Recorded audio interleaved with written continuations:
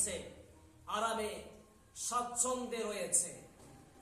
আল্লাহর কি নিরাখা আল্লাহর কাছে কোনোই অসম্ভব নয়। আল্লাহু আলা কুল্লি শাইইন কাদির, আল্লাহ প্রত্যেকটা জিনিসের উপর ক্ষমতাশীল, ঠিক কিনা বলেন? এ হচ্ছে কোরআনের আজমত। আসুন আমরা কোরআনকে ভালোবেসে আমরা নিজেরাই আমল করি। আমাকে দেখে একজন শিখবে, আরেকজন ভাই শিখবে, আরেকজন ভাই শিখবে। দেখে দেখে আপনি ঠিক হবেন, একটা গ্রাম ঠিক হবে, আস্তে আস্তে একটা মহল্লা ঠিক হবে, একটা শহর ঠিক হবে, আস্তে আস্তে গোটা বিশ্বটাই পরিবর্তন হয়ে যাবে, ঠিক কিনা বলেন? আগে আমাকে নিজেই ঠিক হতে হবে। 6 ব্যক্তি, আমি যেহেতু রোজার মাস, আমি রোজা সম্পর্কে কিছু আলোচনা করব। 6 ব্যক্তি আছে এমন যে রোজা থাকা সত্ত্বেও আল্লাহ সুবহানাহু ওয়া তাআলা তাদের রোজা কবুল করেন না। নাউজুবিল্লাহ বলেন সবাই। প্রথম নাম্বার হচ্ছে ওই ব্যক্তি, যে ব্যক্তি রোজা থাকা সত্ত্বেও পিতামাতার সঙ্গে খারাপ ব্যবহার করে, পিতামাতার সাথে বদ মেজাজ নিয়ে কথা বলে। কোরআন কি বলছেন আমরা শুনে আসি। আল্লাহ বলছেন সূরাত বানি ইসরাঈল, আকাদা রাব্বুকা আল্লা তা'বুদু ইল্লা ইয়াহু ওয়া বিল ওয়ালিদাইনি ইহসানা। আল্লাহ বলছেন আকাদা রাব্বুকা, তোমার প্রতিপালকের আদেশ হলো, প্রত্যাদেশ হলো, আল্লাহ তা'বুদু ইল্লা ইয়াহু, তার জন্য ইবাদত করো, তার জন্যই ইবাদত করো। ওয়া বিল ওয়ালিদাইনি ইহসানা, এবং আমার ইবাদতের পথে বান্দা তুমি পিতামাতার সাথে সৎ ব্যবহার করো। আমরা রোজাও রাখি, পিতামাতার সঙ্গে খারাপ ব্যবহার করি। মাথায় রাখবেন, এই রোজা রাখার আপনার 2 পয়সার কোনো দাম নেই, ঠিক কিনা বলেন? এজন্য রোজা রেখে পিতামাতার সঙ্গে ভালো ব্যবহার করতে হবে, খারাপ ব্যবহার করা যাবে না। প্রথম নাম্বার শর্ত। দ্বিতীয় নাম্বার শর্ত হলো, যারা রোজা রাখেন খবরদার, ওই ব্যক্তি রোজা আল্লাহ কবুল করেন না যে ব্যক্তি রোজা রাখা সত্ত্বেও মুতমাইন্নু খামরিন, যারা মদ পান করে। অনেকে বলতে পারেন যে আমরা তো মদ পান করি না, বিড়ি তো খান অনেকজন। অনেকে দেখবেন সারাদিন রোজা রাখবো, খেতে তো পারবো না, সেহরি খাওয়ার পরে কিছুক্ষণ বিড়ি খাওয়ার পরে রোজা রাখলাম। নো, আপনাকে হালাল জিনিস দিয়ে ইফতার করতে, হালাল জিনিস দিয়ে সাহরি খেতে হবে। হালাল যে বস্তু, সে বস্তু দিয়ে সাহরি করতে হবে। এবং এই সাহরি পেট ভরে খাওয়াটা শর্ত নয়।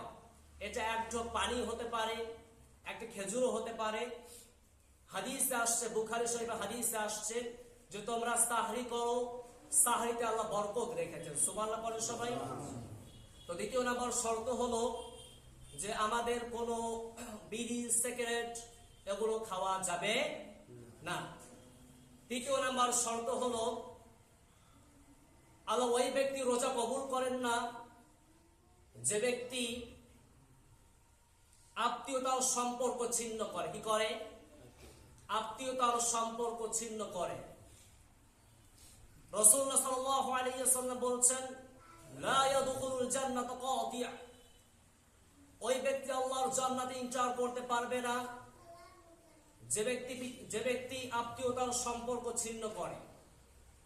আপনি রোজাও রাখবেন, আত্মীয়তার সম্পর্ক ছিন্ন করবেন, এটা করলে হবে না। যদি আত্মীয়তার সম্পর্ক ছিন্ন করে থাকেন, ভাই ভাইয়ের সঙ্গে যদি কথা না বলে থাকেন, কারোর সাথে যদি কথা না বলে থাকেন, আজকে জুমার নামাজের পরেই বলবেন যে ভাই আমার অন্যায় হয়ে গিয়েছে, ভুল হয়ে গিয়েছে, আমাকে মাফ করে দেন। যে বিনয়ী হয় আল্লাহ তাকে পছন্দ করে। আর যে অহংকারী হয়, লা ইয়াদখুলুল জান্নাতা মান কানা ফি কলবি মিসকালা মিন যাররাতিন মিন কিবরিন, যার অন্তরে অহংকারের ছিটে ফোঁটা থাকবে, সে আল্লাহর জান্নাতে এন্টার করতে পারবে না।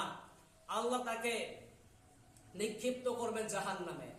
এজন্য আমরা আত্মীয়তার সম্পর্ক ছিন্ন করব না। 3 নাম্বার। 4 নাম্বার হচ্ছে যারা রোজাও রাখেন আবার দাড়িও কামান, আল্লাহ তাদের রোজা কবুল করবেন না। রোজা রেখে দাড়ি কামা যাবে না, দাড়ি কামানো যাবে না প্রিয় ভাইয়া। আচ্ছা, বেয়াদবি নেবেন না। লোক এক পাইবে, সবাই আমার দিকে তাকান। বেয়াদবি নেবেন না, আমার পায়ের দিকে তাকান সবাই, বেয়াদবি নেবেন না। দেখেন তো আমার পা, আমার যে পায়জামা আছে এটা কি টাকনুর নিচে নাকি উপরে? সবাই বলেন টাকনুর নিচে নাকি উপরে? যারা রোজা রেখে টাকনুর নিচে পায়জামা লুঙ্গি ঝুলিয়ে রাখেন, আপনার রোজা আল্লাহর দরবারে কবুল হবে না। আপনার যে পায়জামা বা লুঙ্গি আছে এটা উপরে রাখতে, কোথায় রাখতে হবে? উপরে রাখতে হবে, মাথায় রাখতে হবে, এগুলো কথা। এবং আমরা যে ইফতারি করি, ইফতারি কিছু নিয়ম বলে দেই, যে যখন আমরা ইফতারি যখন সামনে আসবে আমরা এই দোয়াটি করব, ইয়া ওয়াসিআল মাগফিরাতি ইগফিরলি। সবাই বলেন ইয়া ওয়াসিআল মাগফিরাতি, ইয়া ওয়াসিআল মাগফিরাতি ইগফিরলি। হে মহান ক্ষমাশীল, আমাকে মাফ করে দাও। সুবহানাল্লাহ পড়ুন সবাই। আপনি সারাদিন রোজা রেখে কোনো ভুল হয়নি আপনার? কিছু তো ভুল হয়েছে। আপনি যদি রোজা ইফতার সামনে নিয়ে নাড়াচাড়া করেন, অযথা কথা না বলেন এবং যদি এই দোয়াটি পাঠ করেন, আপনাকে মাফ করবেন 100টা। বলেন সবাই, তিনি কে? আবার পড়েন ইয়া ওয়াসিআল মাগফিরাতি ইগফিরলি। হে মহান ক্ষমাশীল, তুমি আমাকে মাফ করে দাও। সুবহানাল্লাহ পড়ুন সবাই। আমরা ইফতারির সামনে নিয়ে অযথা কথা বলবো না। অনেকে দেখা যায় ইফতারির সামনে আছে, অডিও আজান অপেক্ষা করে। মনে করেন অডিও আজান 6টা 5 মিনিটে, কিন্তু আপনার নির্ধারিত সময় হচ্ছে 6টায়। কত? 6টায়। আমাদের জেলার মনে করেন এক্সাম্পল দিচ্ছি, সময় হচ্ছে 6টায়, কিন্তু অডিও আজান 6টা 5-এ। তো সুন্নাহ হলো যখন ইফতারির সময় হয়ে যাবে ইফতারি করে নেবেন। আজান হলো কিনা বা অন্ধকার হলো কিনা দেখার টাইম নেই। সুন্নাহ হলো কি, ইফতারির সময় হয়ে গিয়েছে ইফতারি করব। অনেকে দেখা যায় যে আমরা আজানের অপেক্ষায় থাকি, আজান না দিলে ইফতারি মুখে দিব না। না, এটা ভুল নিয়ম। ইফতারির সময় হয়ে গিয়েছে, মুখে